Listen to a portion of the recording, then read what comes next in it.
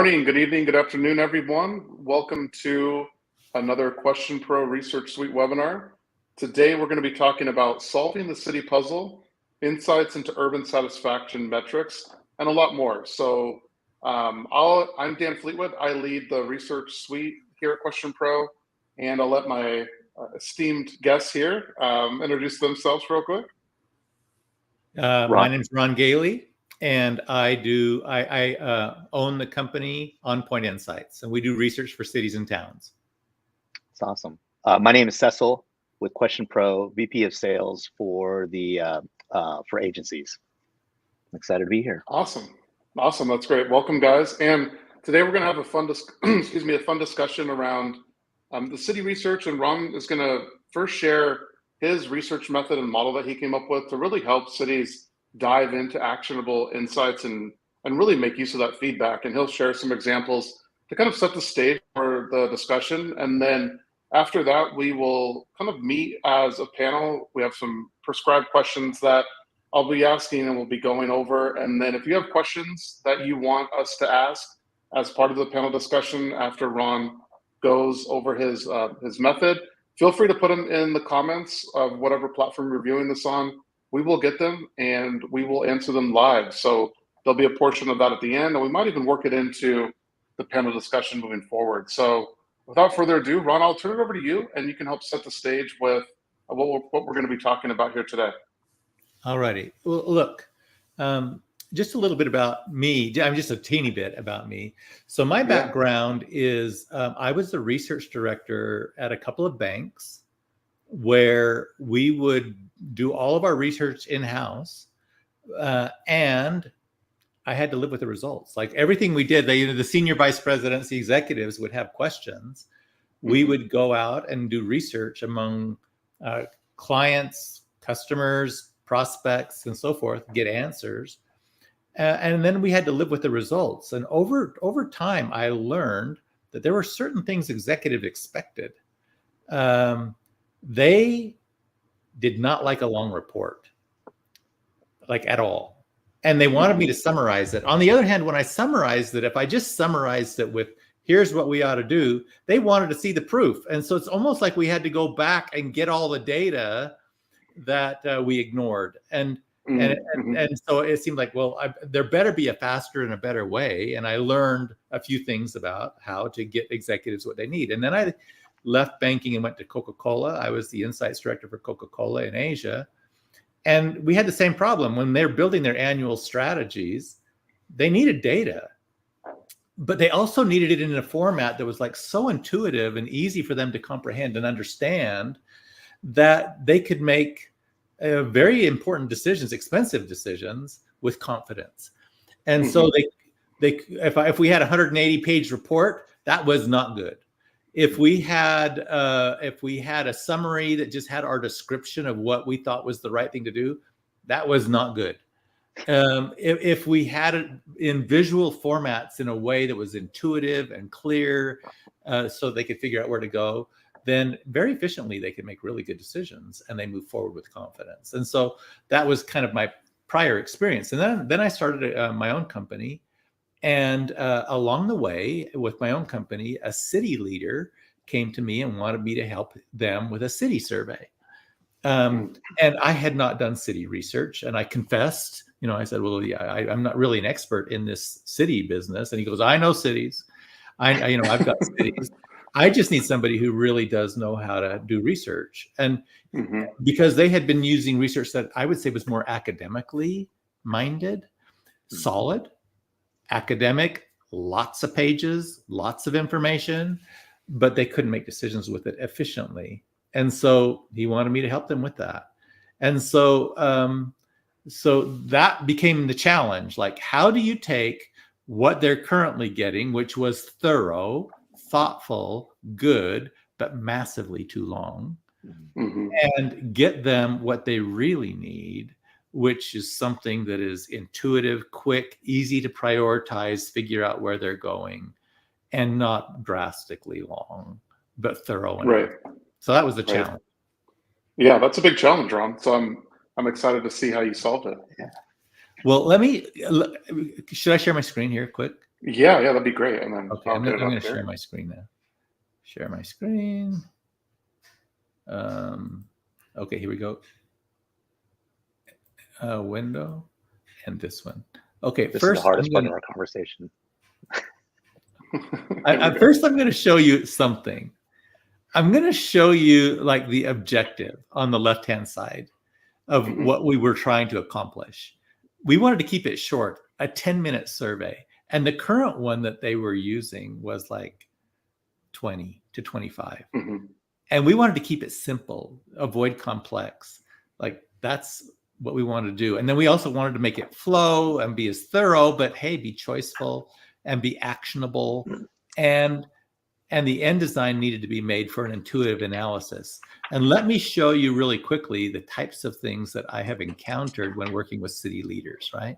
So this page right here, this is the actual output that a city was using when they did a study.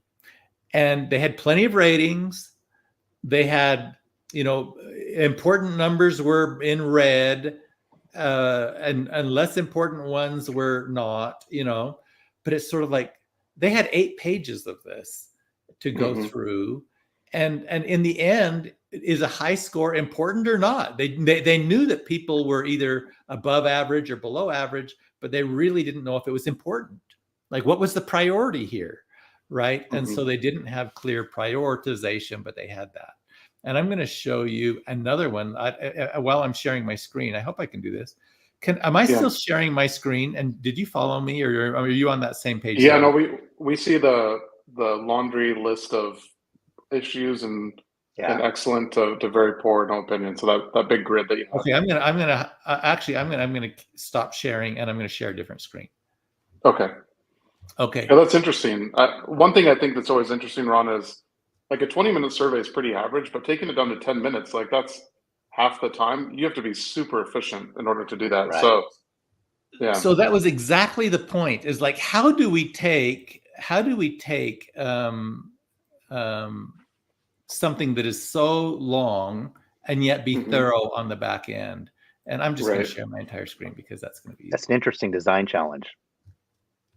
I want to show you another one. Like, this is like actual data from a survey for a company, for a city. And first of all, they had pages and pages of satisfaction. So I'm going to quickly scroll down through this. They had pages and pages, and then they got to the charts and graphs. And I'm just going down through this. And this is the kind of thing that this city that I was working with was dealing with. Pages and pages of data, 15, 16, 17. If I just scroll down faster, we just have pages and pages of data, more and more pages, 45, 55, and then all kinds of rating tables, which is the same kind of data, but it's in a rating table, a different format. And it just goes on until you have 99 pages, right? Wow. And that was also not what we wanted to give them. And so let me tell you the design challenge that we had. So when I did my first city, working with the first city, the challenge that I had was that they had this 20-minute survey and I needed to get it down to 10 while being thorough. And the way we did it was this. We broke the different questions down into various themes, like city facilities and events or city benefits. We broke them into themes. And within each theme, people would be confronted with up to 10 questions. And I'm looking at one right here on the left-hand side. Like they would Ron, can you do slideshow real quick or presentation just to make it a little bigger for the viewers? Oh yeah, so it'll be a little bigger for you. You bet. Yeah. How's that? All right, that work? There we go. There we go. Yeah. Thank you. So first of all, we gave people a variety of themes to choose from, like the senior center or Earth Day or the trail system, right? Right. Here are the things that they would see. And we would ask people, would you select the 2 that are most important to you from this list? And so people went through the list and they selected the 2 that were most important to them. And then if it was important, we had them rate it. But we didn't have them rate something that was of secondary importance to them, right? And with that, we were able to trim about 80% of the ratings for the average person, which shortened the survey by about 8 minutes right there.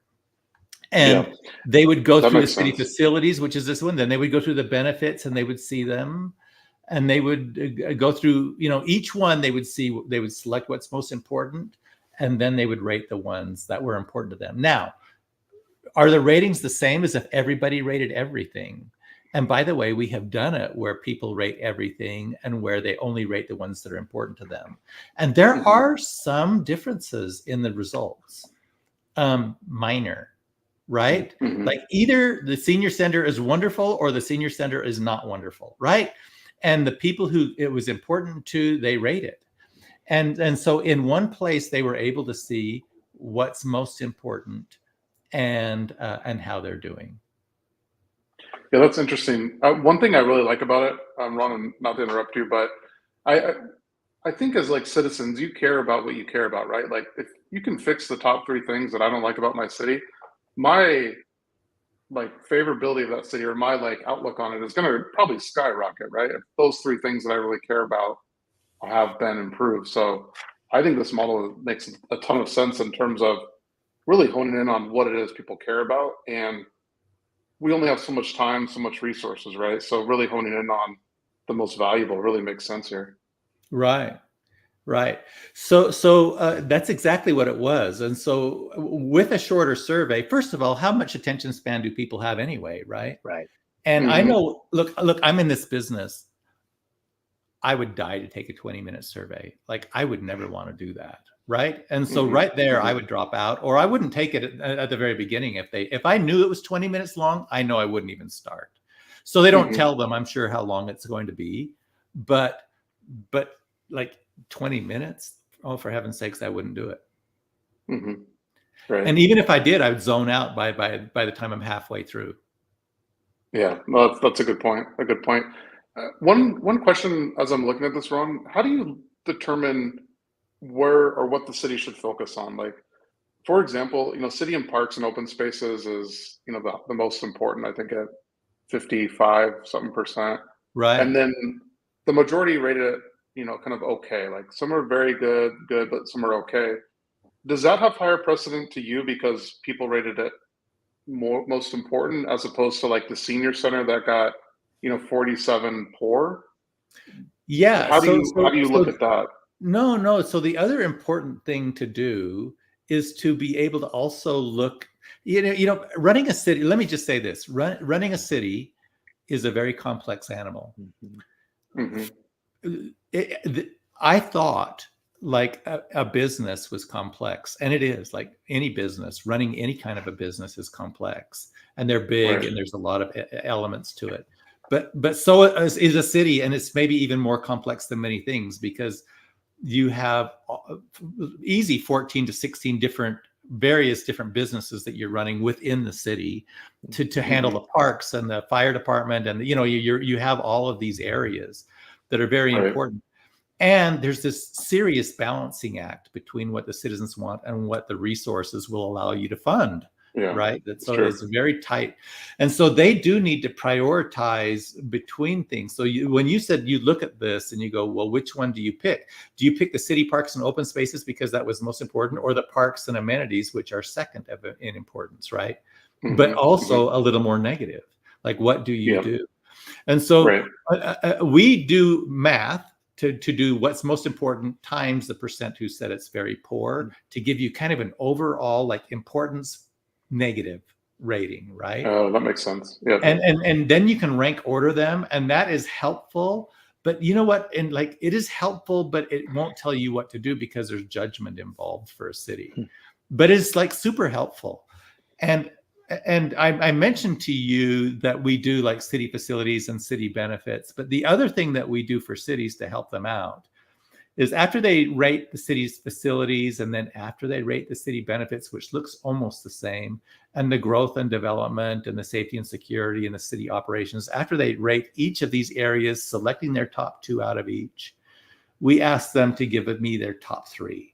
Like, what are your top 3 out of the top 10 that you selected? And then on this page, you see the result of that. So we see what did people pick as their top 3 out of all of them. Because city facilities, something important in city facilities may not be even though they rated it high, they're among their top 3 important things. Right. And on this page, I don't know if you can see this well, but managing the growth and density of the city is really pretty high, and they're not doing so hot. And we looked at the city facilities on the prior page, and city parks and open spaces. Where is city parks and open spaces on this? It's right in the middle.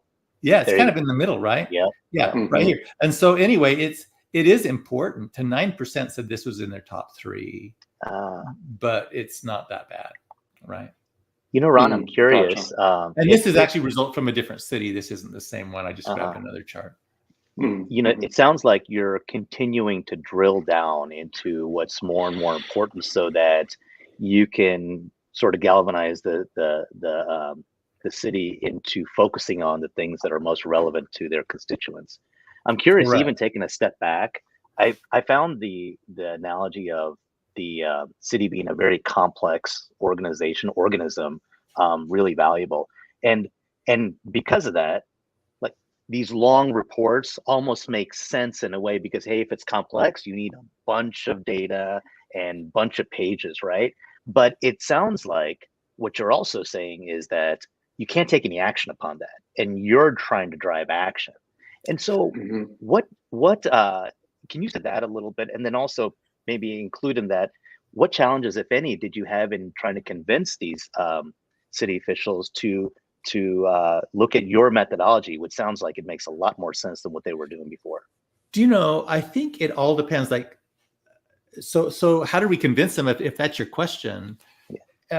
We convince them by talking about the length of the survey, number one, being a serious issue for their residents. Like, do they really want to give their residents a really long survey? I don't think so. Because you realize all of these people are volunteers. They're taking the survey for free. Nobody is paid.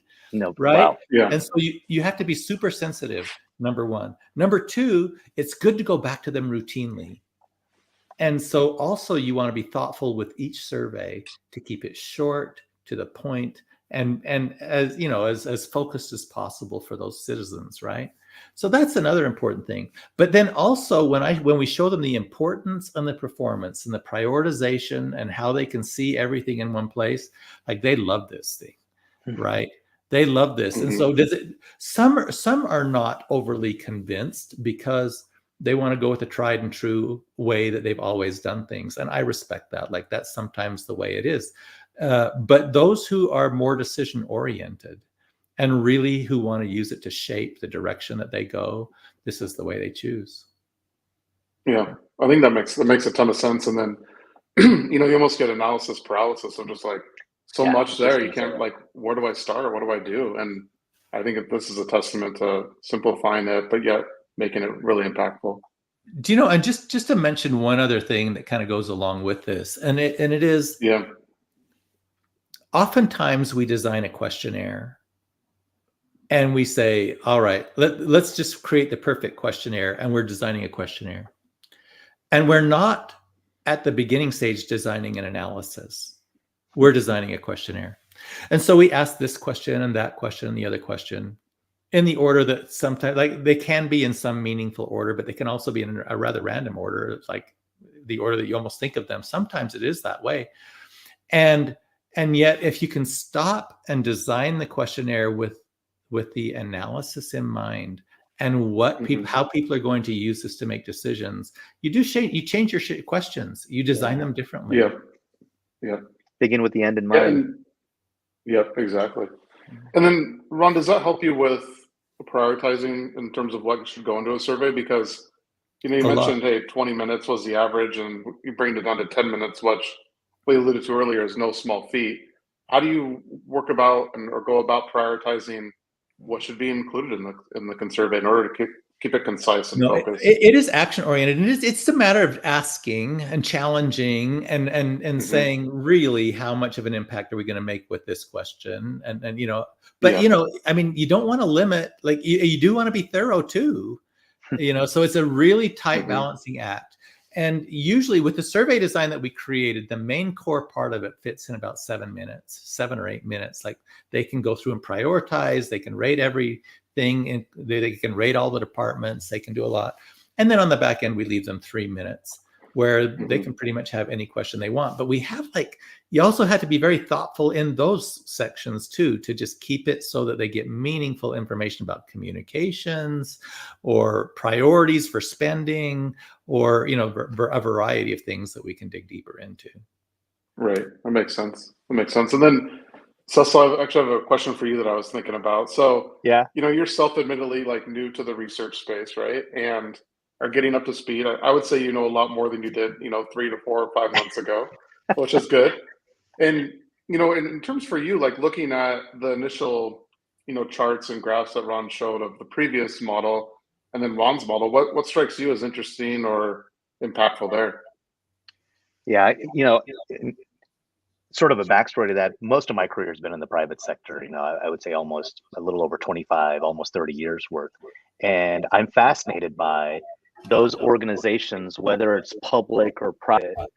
Those that are driven to action are the ones that hit milestones and continue to get better as an organization year over year over year. And in a way, that's why I asked the question that I did with Ron, because when you look at a complex organization, you tend to think that the solution is, or how the solution comes about is complex, when in reality, you're trying to wade through all the information to figure out what is the single most important thing that we should be focusing on. So the fact that Ron is asking in these surveys to talk about the top 2, and after that, talk about the top 3 among all the different facets, it's continuous process of digging deeper and deeper and deeper, because then what happens is you start taking action upon that, and then the people who benefit from those actions start seeing our government is listening to us, our city is listening to us. And think about, from a private organization perspective, it drives culture.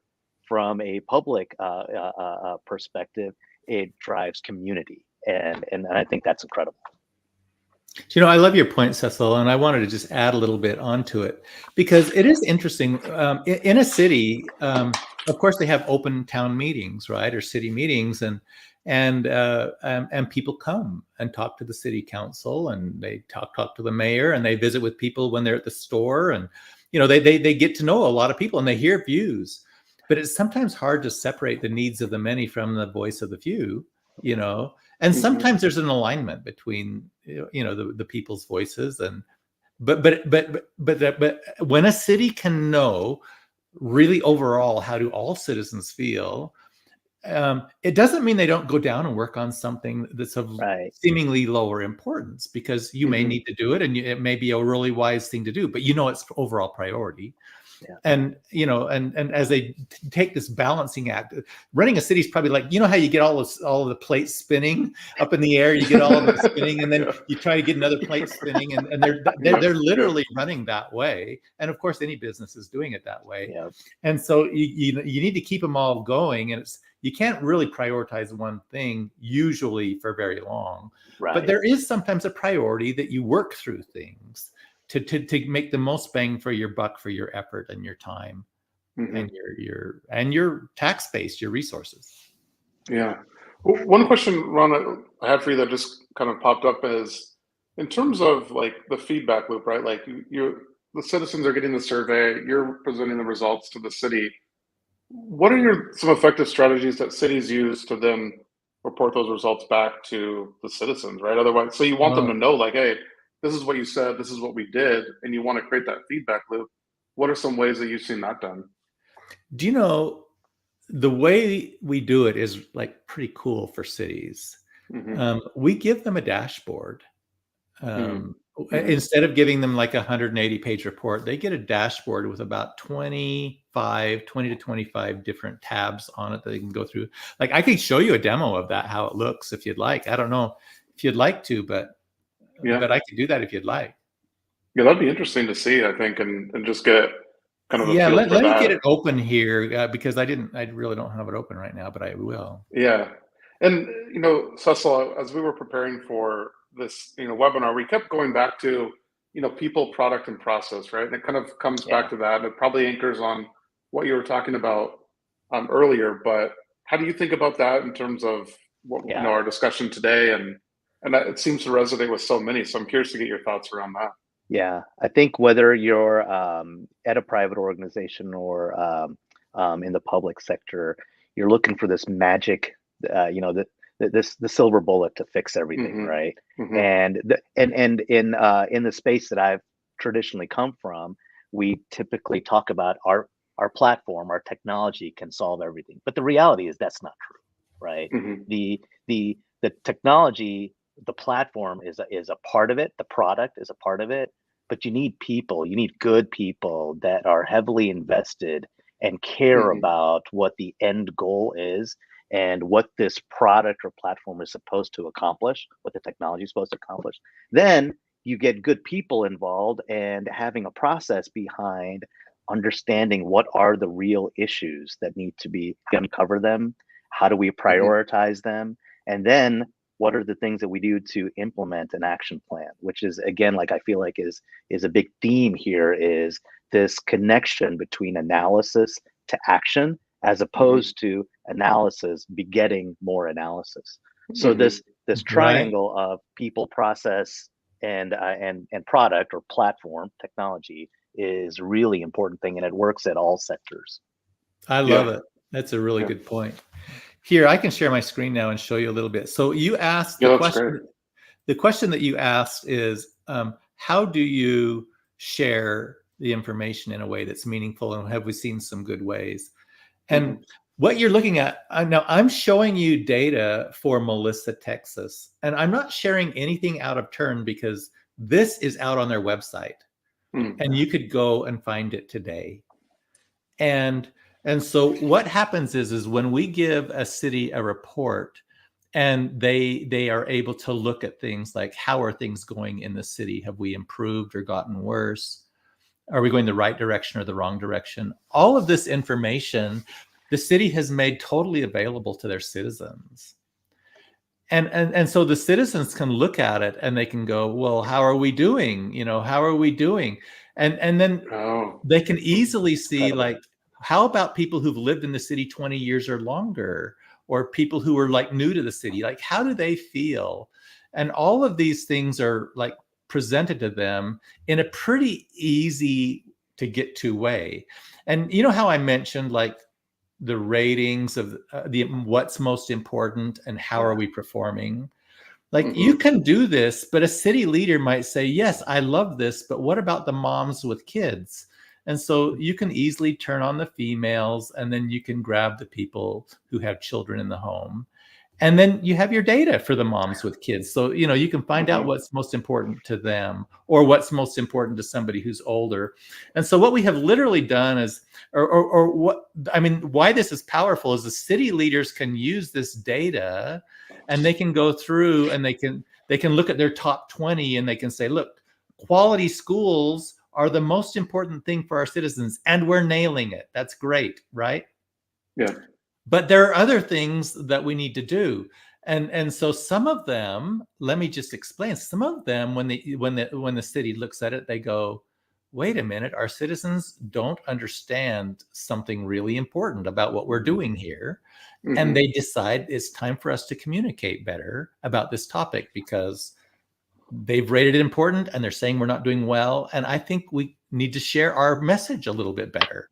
And so they have a much better communication strategy. But others are not that way. Others, they say, look, let's focus on things on the top 5, and we'll tell our citizens, these are the things we're going to focus on, these top 3 or 4 over the next year or so. And other things, of course, we'll give it some attention, but we're going to focus on the top priority items. And it gives the city leaders a cover to say, this is where we're going to focus our time and resources. And it does allow them to align all of their resources to focus on the things that are relevant to them. Wow. That's incredible. Yeah. I want to say, sorry, Dan. I want to say around a little over 10 years ago in the tech sector, this idea of transparency became really important. I'm curious, from the conversations you've had with city leaders, was this a big lift for you to convince them to make it public? Embrace it? Yeah, to embrace. It's an interesting dilemma. Look, I'll be honest with you. I'll be honest. So it's a frightening thing to take all of this data and make it available. Yeah. On the other hand, they're kind of required by law to be transparent anyway, right? So but when they are transparent, and almost every, like, it's not 100%, but nearly every one of them makes it available just straight as it is, it gives them tremendous ability to just be open about what's going on and to talk it through. And they have the data. Communication. And I was talking with a city leader not long ago, and he goes, we really can't get away from this survey sometimes. Citizens come to our city council meetings and they say, well, on when it talks about this section, this is the most important priority. And I go, yeah, we know. And we're really working at this, and because it is a difficult thing to change on a dime and make everything different anyway. These things take years of thoughtful work to work through and to do properly for a city. You don't just flip the switch on any of these things, but it does give them citizen alignment and staff alignment, and the alignment among the leadership too. So it's worth it when they do it, but it's a frightening thought sometimes. Yeah. What's interesting is you were going through that and you mentioned that it's publicly available on the website. I was thinking, like, citizens probably care, but even there's probably a whole bunch of other businesses that care too, right? Like, if I'm a realtor in Melissa, Texas, I'm going to look at that and say, hey, look, that's a our great parks point. are rated, that's a really good point. That's a very good. And I noticed when we did the second year, they get like 25% more responses than they did the first. People are like engaged and wanting to share. And so, and not all cities do it every year. Sometimes they do this, and then they'll do a deep dive on the things that were most important, because there's prioritization within prioritization. It's like, and also, even if they want a rec center, for example, or something, like, there's a dozen ways that could be done. And so there's so many things that are beneath every decision. Yeah. Or even if, I don't know, I'm kind of thinking about different things here, but if I'm like a realtor and my client has some concerns around, maybe it's parks or this or that, like, well, look, they're going to be improving this in the next 2 to 3 years based on their information priorities. So I don't know. That's how I was thinking, kind of an auxiliary usage for it. So it's kind of interesting. For the realtors on the show, they're very interested in this. Yeah, exactly. Yeah. Or whoever it might be, right? Like, there's a lot of auxiliary businesses that I think could benefit from this data as well. Interesting. Ron, one question I had for you around, kind of the methodology and the survey. I know you're going to give Question Pro a plug here, which we're very grateful for. And what is it about the methodology that was kind of unique that Question Pro could handle? And then also, frankly, like, how did you come up with this? I know you talked a little bit about it earlier, and how did you find that technology that could do what you wanted to do? I knew what I wanted to do, because the very first time for my first city, I didn't do it on Question Pro. I did it on another piece of software. And it was able to do the job, but it was massively cumbersome. And not only was it massively cumbersome, if I wanted to do the second survey or the third survey for a different city, and if I wanted to do something, I just needed too much time to reprogram everything. I needed something that could handle complexity, but also handle, also provide the tools so that I could be efficient and create economies of scale and create something that could scale. I needed something that would do that. And rather than throwing people, like, Cecil, I appreciate having people, but you don't want to throw people at some things when technology can take care people. For you. Yeah. Right. Yeah. And so I like to use the people where it matters. And so when I left the company that I started my first city with and created a new one that's devoted totally to cities. And then I looked for software that I could use. And there are some well-known brands that I checked out and they could do it. And there were some well-known brands and I checked them out and they couldn't do it. They could do many parts that I needed, but a lot of it was still too either cumbersome, or they simply could not do all the skip logic that I needed. Because if you want to make it simple on your residents, sometimes it requires more thoughtful work on you on the back end to make it simple, and technology to make it so that they don't have to jump through hoops. Yeah. And so I bet you I evaluated easy 7 companies, and 5 out of the 7 couldn't do what I needed to do. And Question Pro was one of them that could. And so just to be transparent, like I called the CEO and I said, hey, I want to use your software. I'm starting a new business and we're focused on cities and towns. Will you work with me? Because, you know, cities and towns have different needs than others. Like you cannot say we're going to stop at 400 surveys. I mean, you can, but they're like, you want to hear the voice of your citizens. You want to open this up. You need to do, you know, you need to do something. And so sometimes I had 600 completes and sometimes I had 1,200 and sometimes I had, you know, and so he was very thoughtful about working with me.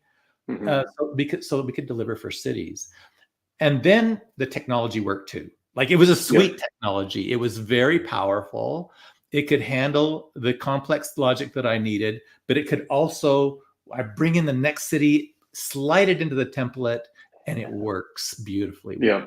You know, and now I had to be creative on my side to make sure it would work. Like there is, you know, it's like there are a lot of moving parts, and every city has a different need. And so I had to over design for to handle the need, but also to handle year 2, 3, 4, and 5. All in a very good way, you know. Incredible. No, I think that's great. And aside from the point you mentioned about Question Pro, you mentioned something else that is maybe minor, but actually I think it's a very important point in terms of one way to like really vastly increase response rates is to spend more time on the survey design initially and the programming of it. Like you mentioned that in passing, but I kind of want to dive into that a little bit because it is such an important point. Like the more that you can plan and strategize on how it's going to feel for the respondent to take the survey, then the better your response rates will be, the better it'll be for everyone. And probably you'll get better data too, because there won't be that fatigue as the respondents are taking the survey. Yeah. So, you know, I mentioned, you mentioned that thing. So the first thing we wanted to find out was what was important to people. Like that was really important. That also means that my performance question had to align with it. Like, how are you performing? So you cannot ask what's important out of these 10 attributes. And you have your 10 attributes, and then name it something else. Yeah. Like in a later question, when you say how satisfied, like we had to make sure that everything was totally aligned. But not only that, they were looking through a list of 10 items. Your list had to be like crisp. You know, you couldn't have a paragraph in there. You couldn't have a long sentence, or people then spend all of their time reading instead of scanning for what's most important for them, because people are scanners, you know. So we had to just tighten these things to be as close as we could get them to being understandable, but a brevity of words, you know. And so there were many other things that I could think of. Open-ended comments, you know. Many cities, it's very common, and it's just not cities, it's like research in general. Many people just want to ask their citizens or ask people what we should do. You know, what should we do with the park system? And so you get back all of these answers. And I'll tell you, 99% of it's wasted, because it comes in all this fractured format that you can hardly do anything with, and you can make something of it. It's very difficult. And so we work with cities to do the hard thinking of, well, what options are you actually willing to consider? You know, and they don't like to be pinned down too soon. So you say, well, no, let's put down everything that we could potentially consider. Well, we wouldn't do that. Well, don't put it in. You know what I mean? That's a good point. Whatever it is, right? But being honest with what they're. If you're not going to do something about it, then don't put it in the like. Right. You know. Right. And then we can say, is there anything else you'd like us to consider? And then that becomes very manageable for the resident. You know, they say, well, I like this and this that you've proposed, and I think you also ought to do this, but that's manageable. And so there is sometimes a little hard work required to think through what are the options we're willing to share. I can't help think of that Abe Lincoln quote: "If you gave him 6 hours to chop down a tree, he'd spend 4 sharpening the axe." Like this is this is exactly what that sounds like. No, but you know what? Once you finally have done the hard work of getting a good survey, it pays off on the back end. Yeah. If you have a really crisp survey and you know where the data is, you know how it's going to be visualized in a way that is digestible for people. Once you've gone through that hard work, like you've just saved yourself hours and hours on the back end. And you've made something that in the end, like they love it, because and do you sometimes make a mistake in the way you ask the question? Well, yeah, and you just don't make that mistake on the next place, right? You get it far better, but it's pretty clear now, the pattern to make things. Ron, I'm really curious. A lot of what we've been talking about is the effect that your program has had on the constituents, but it sounds like this could have an effect on the not just the city leaders, but the people that are working for the city, and how engaged they could be in being a part of something like this. And I was wondering if you could speak to that a little bit. Yeah, we can. I can. I'd like to actually. I'll. So when we present to a city, we normally always present to the city manager and people who are working with the city manager or the town manager, whoever. Right? We present to them. Almost immediately, it's not 100%. They say, "Would you come and do the same presentation to my department head?" So you get the fire chief in there, the police chief in there. You get all of the attorney. You get all of them in there. And you begin to go through this data. And what the fire chief wants to do is see everything related to fires. Yeah. Or their department. They want to see, what are they saying about my, they don't want to only see, we had an interaction with the fire department and they're happy. I'm happy. Like, that's good. But they also are looking for improvements, because people in every city, they have like a lot of suggestions. And the police chief would like to see, like, what do they expect us to do? And so, I was showing you one thing, and maybe I'll share I'll just talk about it. So oftentimes with open-ended comments, when we ask people to tell us what you think, they'll say, I think the fire chief needs to do, or whatever, or I think the police need to do this, right? They'll do that. And a typical way to present that to a city would be a word cloud, right? You just create this word cloud, and it has like big, smart, beautiful town, fix, and you kind of try to get your mind around this mostly useless collection of words. It can be useful if it's very targeted to a specific theme, like very narrowed down, but it's not useful when you're talking about like everything that happens in a city. It's just like crazy chaos. And so sadly, although it's a time labor intensive thing, we spend a lot of time grouping all those comments into themes, into buckets that are discernible and usable. They're usually, we have about 20 to 25. And then the police chief can go look at everything to do with safety and police and crime. And like, they can look at those things in detail. And so when I get in the meetings with them and present to them, the police chief will say something like, well, it looks like they're not happy with the police, and I can click and I can say, no, it's just the opposite. Like, let's read through their comments here, because they say, we want more neighborhood patrols. And we want to see the police more. We love these guys. These guys are the perfect thing. You know what I mean? Like, they not only do they love you that they want more of you.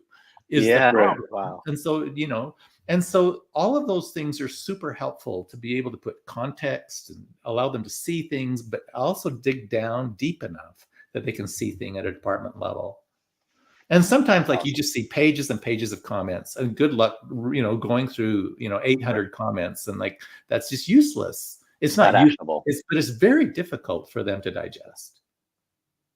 Yeah, that's interesting.